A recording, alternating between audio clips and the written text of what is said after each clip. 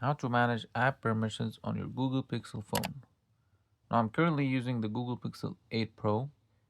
This should also work on the Google Pixel 8 and most Google Pixel phones. To get started, first go to the settings and then in the search type in privacy. So it should show up here. Click on privacy, security and privacy. Then click on privacy.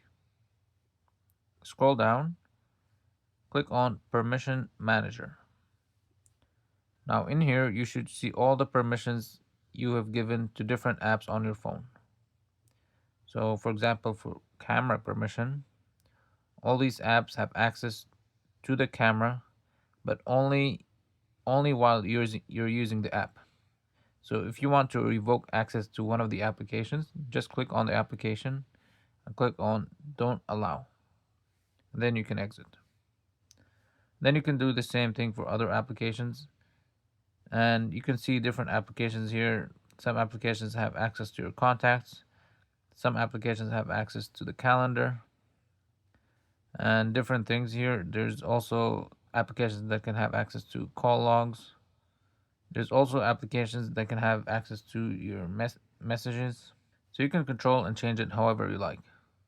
Now you also want to be aware of applications that have full access to your phone.